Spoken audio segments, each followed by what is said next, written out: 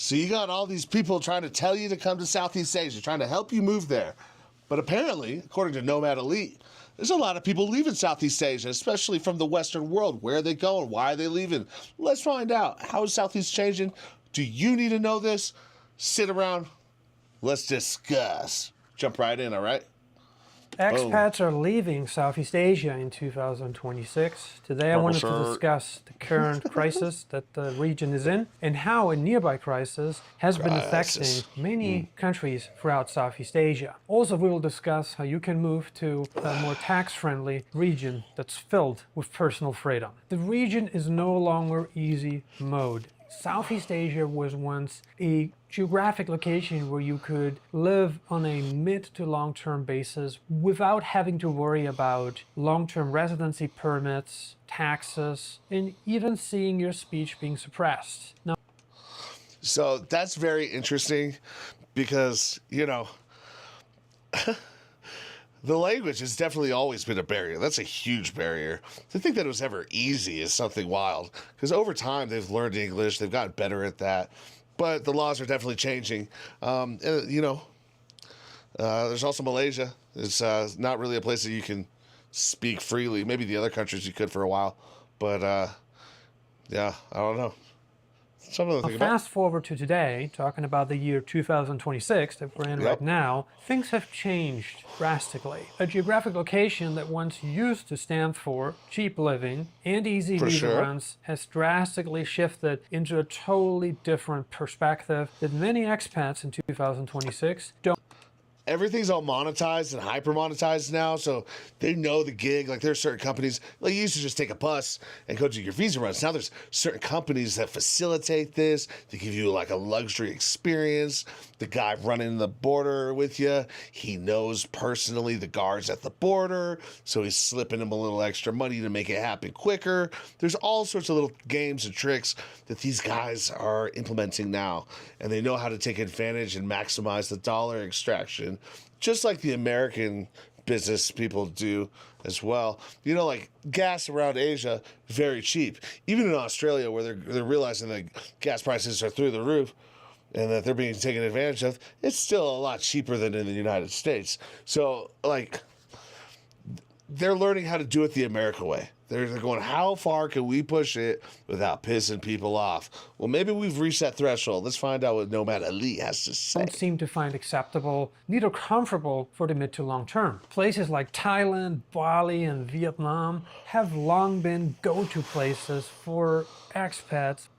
Yeah, Bali is apparently like LA now. Good luck. Everyone is a Western business owner. You're paying the same prices as you would in Hollywood. You're getting the same experience, the same tacky indoor decor. You know, you got to go to like a lot of these other islands and places in Indonesia if that's where you're going and experience the local life. Slow down. Stop going to all these Western-owned retreats and healing centers and wellness centers where there's a bunch of gurus that know how to just extract money from you. Because ultimately, at the end of the day, that's what they were trained to do as they ventured around and found themselves in a holy manner. From all over the world. Given the recent spike in the cost of living throughout the entire region, we can see why expats are now choosing low-cost countries in different geographies, such as Latin America and Africa, where the money goes a lot further. Africa's messed up, guys. Your money might go far there, but like, be extremely careful if you want to go to Africa. Check out Morocco, though. Totally peaceful people, very welcoming. It's a Muslim culture, but they also have a lot of Sephardic Judaism. They've got Christians there. They've got a king with a palace like Aladdin, but they've also got a bunch of street food and just people making real products. Instead of spending a bunch of money on a Louis Vuitton, take a trip over to Morocco.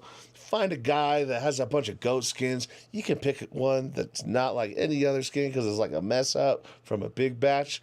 And they'll sew together a nice bag that's a copycat of what you had. But you can watch them make it. What a concept. Have fun in life, man. But be safe. And where regional stability is also more granted in a lot of places. The current crisis that we're seeing in the Gulf region has had a really big effect and impact on Southeast Asia. Talking about energy and gasoline, things that are now scarce in many Southeast Asian countries. The ones Ironically, this fuel shortage is giving fuel to the BRICS nations. They really want to get off of that dollar. They all want to produce their own stuff away from American dominance. And do you blame them at this point? Everything's going on over there with Israel and the United States going into Iran. And free the Persian people, please. Bring peace to the Middle East. But stop bombing indiscriminately. Destroy bridges. What are you really doing? You're just making it harder on the people to rebuild and get back to life after this is all said and done. What happened to, strategically finding where these guys are at and taking them out one by one? What happened to that? That mission seems to be on the shelf for now. I don't know. It's crazy. U.S. is just saying, buy from us because, big business. Popular concept of border hopping has also come to an end in many Southeast Asian countries where regional authorities no longer accept you leaving the country for 1 to 2 days just to return with the expectation to receive a new, fresh tourist visa. The visa hopping might still work occasionally, but it has gotten under fire in so many countries, leaving expats with no other option but to depart Southeast Asia in 2026. As a matter of it's probably gonna turn into a collection. I wouldn't be surprised if a collection of Southeast Asia or whatever they want to call themselves, when they come together, it's gonna be kind of like a European Union of sorts, like the Schengen region.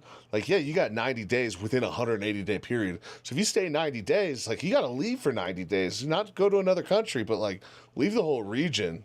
Go down to Morocco for 90 days. Go to Turkey. Is Turkey part of the Schengen? I don't know. But you got to leave. And then you can come back again.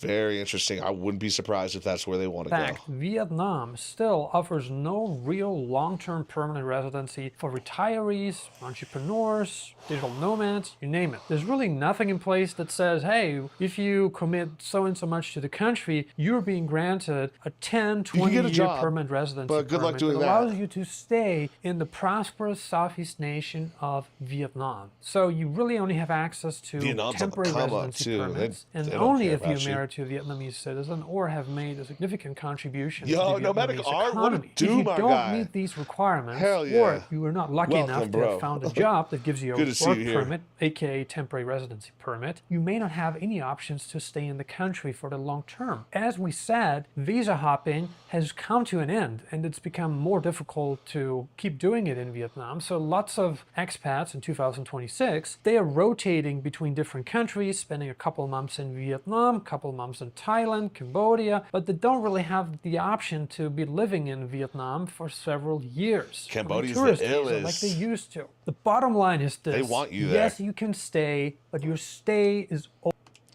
It's bullcrap. I see that Thailand wants you to return to your home country before allowing you back in. Yeah, they're coming up with all these new rules, seemingly by the week, right? It's every time, they're just moving laws and it's just passing shit as it goes down. They do not want you there. They want rich people there. They want big money to come in and pay for that visa that allows you to stay. They want retirees, people that have a pension and Social Security. They're cool with that, but they don't want backpackers. They're fine with that too because it's temporary. But they do not want you coming in there, setting up shop, getting a cheap place to rent, and just starting your own little business off the books. They are cracking down on that though. Whereas Cambodia, you show up. You pay $35, not $30. $30, you can't get this extra extension. $35, get the business visa. And then you pay about $500. You get the long-term visa, and then you also get a work permit. And every year you can just renew it, which is sick. If you do that 10 times, you get citizenship. You get an extra passport. You kind of get your little James Bond, I got multiple passports. I got multiple country currencies. Yeah. Because that's a goal, right? Just have ultimate freedom in this world. If America does some crazy shit, and other countries are you're not allowed to come here. You're American. Well, I got a Cambodian passport. Can I come in? And that's what you want. Thailand's cracking down, dude. They're getting strange. Vietnam's getting a little weird too. Always going to be temporary. It is not permanent. Once you realize that, it may be time to start looking at a different geography where perhaps temporary residency runs for more years, or where you have a path to convert to permanent residency. Now, if temporary and permanent residency are not frightening enough to you, because it's so difficult to obtain a long-term permit in any of these countries, I want you to consider the difficulty associated with getting citizenship. Malaysia's not that bad. Like if you start like an Etsy shop, the average person on Etsy makes like what, $45,000 a year. That's plenty to be a digital nomad and go there and get the My Malaysian Second Home, I believe, or like the digital nomad one. If you want to get the My Malaysian Second Home, you got to spend like $250,000 on property, something like that, or even less over in Sarawak. So it's not as complicated as he says it is, but like Thailand and Vietnam, those are the two I think he's focusing on. Sure. Citizenship. At some point in your lifetime, you will want to obtain citizenship no matter where you live. And if you're American, Philippines is any country for a number of years, again, you do want to have the option to apply for citizenship, because that is really the only path for you to remain in that country indefinitely. As long as you're just a resident, you could always get kicked out of the country. For instance, let's say you break a rule, you commit to a crime, and all of a sudden your police background check shows up a record, and with that record a country can decide to boot you if they're not happy with your performance in the country. And some of these things can be triggered by very trivial things. It's very... Yeah, guys, what I realized, like, if you're going to Asia and you're going to stay there long term, dress like a local, just blend in, don't cause any trouble. Clear to see why obtaining citizenship, or at the very minimum permanent residency, is so mandatory. In many Southeast Asian countries, longer stay permits require hefty deposits, fees to be paid, or just a magnificent contribution to the local economy that doesn't make it realistic for the average middle-class person to achieve such a dream. While many expats living in Southeast Asia in 2026 decide to marry a local person, some may not have this option on the table because perhaps they are already married or they don't have any intentions for getting married. So consequently, they don't have a valid path to temporary or permanent residency. Another huge reason. Jeez, really? Just to go to Europe? So, like, you got to sign up for a visa before you even go? You can't just show up on the plane anymore? Scan your passport and walk in? That's so lame. Wow. Europe, like, that's the thing, like, coming towards 2030, it's going to be the old European banker families, the Rothschilds, everybody over in Switzerland, right? Against who? The American tech lords. And America's going to go through a real struggle because, you know, New York and the East Coast, it's all run by big banker families and mining families, oil families down in the South. You know, who are they going to pick with? It looks like Texas is going to become its own country again. You know, they have it written into their agreement with the United States. They can do it. Yeah, they're probably going to be checking your social media, see what you have to say about Europe, see, like, you know, what is this person all about? But dang, you got to do that ahead of time, I'm sure. Wow, good to know. Europe is changing, man. Those bankers aren't going to relinquish control willingly. That's why they have so many rules against the tech systems over there, because they've seen this battle coming for a long time. And, you know, like, what's it going to take for these tech companies to create digital currencies and say, enough with the banks? Like, we don't need the regular banks anymore. It's going to be real bad. It's going to be like AI versus old money. Good luck. Why expats are leaving the region in 2026, meaning Southeast Asia, is because of the current conflict in the Gulf region, which affects life in Southeast Asia a lot. We just recently saw how the Philippines has to really watch its reserves, its energy reserves, because it's very much affected by the crisis. Likewise, in Thailand, we're seeing a very similar picture. Now, these Southeast Asian nations have actually very strong economies and a healthy GDP, but they're still not as diversified as countries in different geographies that don't heavily rely on the import of energy from countries that might be affected by the current conflict in 2026. So setting yourself up in a resource... There's got to be some kind of like business program where you just have a constant, you know, background check that's being updated all the time so that you can make those spur of the moment trips. Who knows? You might be right, though. 6 months every time. Yikes. Which country in don't know what different I'm gonna be doing in geographies in 6 South months. America might be one of the most intelligent decisions that you make in the 21st century. Now, let's talk more about property ownership, because that's very important if you want to establish yourself anywhere long term. In Southeast Asia, property ownership, especially land ownership, remains a massive challenge in the 21st century, and especially in 2026, where expats are seeking more rights than ever before. While you may own condominiums, you may not be allowed to own the land your house is built on, which of course makes home ownership, house ownership, practically impossible in many countries, including Thailand. Yeah, I know Thailand, you can get married, and like you still can't buy property, but your wife can, for instance. And then Cambodia, you can like have a wedding and like get married and all that, but there's technically like no marriage. You're just life partners.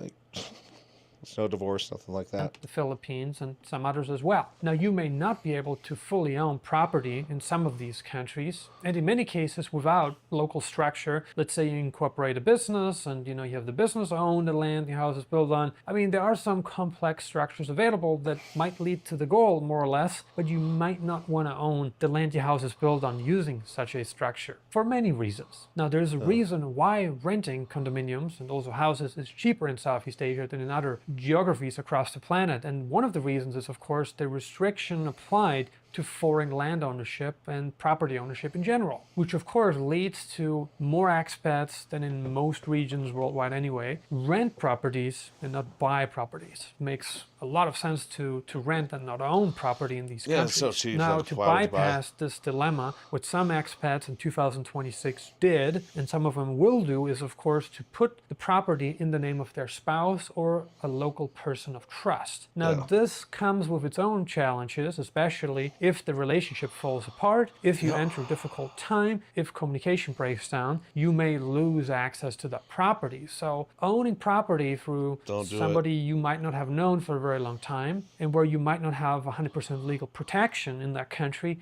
might not be the best move in 2026. Now, while it is true that rents are up anywhere from 4 to 15% or more globally, many Southeast Asian nations are also affected by this new phenomenon of rapid rent increases. For instance, in Bangkok, rent is up anywhere from 8 to 12% year over year, which makes it a lot more expensive for the average expat to rent than just a year ago, making many want to find a different geography where rent is more affordable and where energy independence is guaranteed. Thailand now sits mid-pack in cost of living and is certainly not a bargain like it used to be. And we see a similar picture in the Philippines, where rent has gone up tremendously, and where purchasing a property, we're talking about a condominium, you look...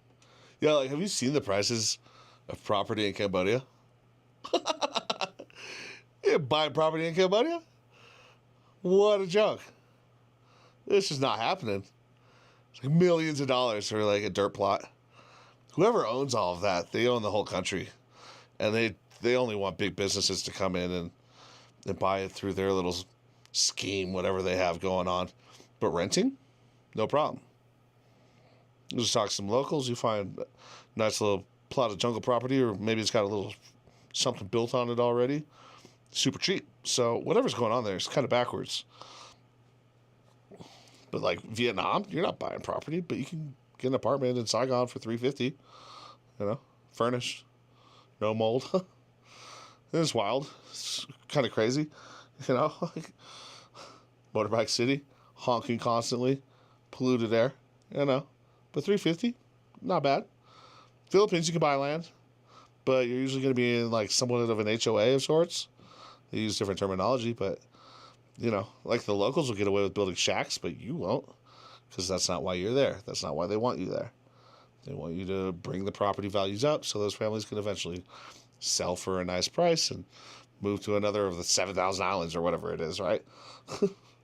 Yeah, interesting stuff. Looking at immensely high prices per square meter, some double or triple the prices you're seeing in developed countries, which of course leads to more expats renting than ever before, I think. Naturally, expats starting to ask, why should I rent if I can leave Southeast Asia in 2026? This is a natural question that pops up in our heads once the cost of living has risen to a point where we're no longer comfortable paying these prices. We start asking ourselves, are there alternatives out there?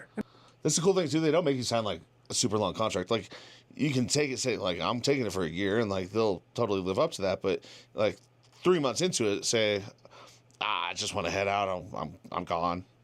They have no problem with that. You're not gonna like breach a contract or anything.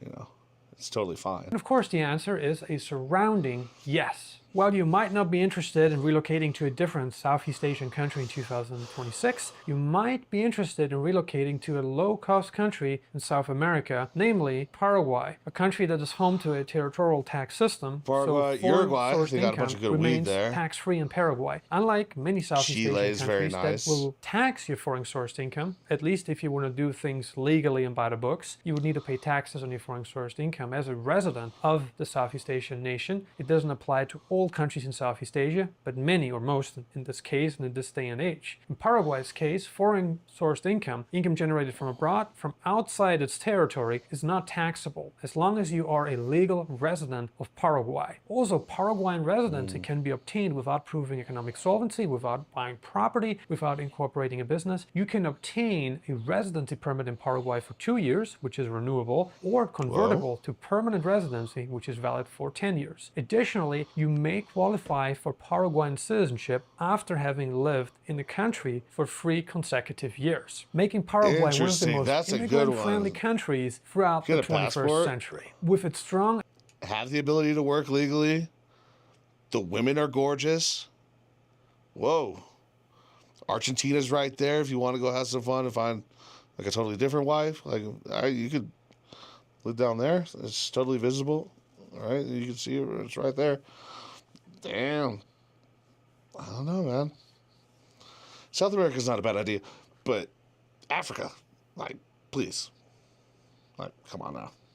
Agricultural sector and immense energy independence. Paraguay offers not only prosperity to its citizens and residents, but also regional stability. On the downside, Paraguay is a landlocked country, doesn't have a coastline, you don't have access to the ocean in the sense that, you know, you can go to the beach and swim in the ocean. You can't do that in Paraguay. So it is landlocked, which of course might not be very attractive for you if you value the ocean, if you really need the ocean to live a happy life. However, the internet is very strong. There are many business opportunities here, and the language is much easier to learn than in Southeast Asia, where you may or may never speak the local. He said here.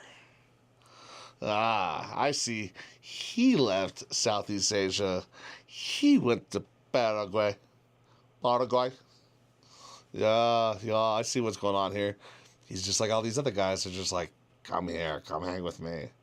Tried to build an expat community of friends from YouTube. I don't blame him. That's pretty sick. He's funny though. He's like, I'm living in my dope little compound, bruh. We have fun. Language. So Paraguay has its pluses, it has its cons, but overall Paraguay offers an immense amount of value if you want to live in a low-cost country with plenty of business opportunities and in a safe environment. That's cool. Let's talk about a different geography, namely Central America, where Panama is the country with the most tax benefits that you can get, especially when we're talking about foreign-sourced income. Like Paraguay, Panama offers a territorial tax system where you, as a resident, will not be taxed on your global income, and only locally sourced income would be taxable in Panama. Yeah. Now, you can obtain Panamanian residency by incorporating a business, sponsoring yourself. Another way for you to qualify for Panamanian residency is by proving a monthly income of just $1,000, which you can do through Panama's Friendly Nations Visa Program, retirement visa program, right? So if you have $1,000 in monthly income, let's say from the Veteran Association, Social Security, or or a pension program, in fact, also an annuity program, it needs to be from a lifetime guaranteed source. Why are people moving to Costa Rica? You may Go to qualify Panama. for They use Panama's the dollar, permanent too. residency program. Due to its geographic location in Central America, Panama Very few really building works permits as well. phenomenally well for Americans and Canadians that seek a very close gateway from their Jungles, home you got some countries, volcanoes, yet right? close proximity to keep returning home whenever need be.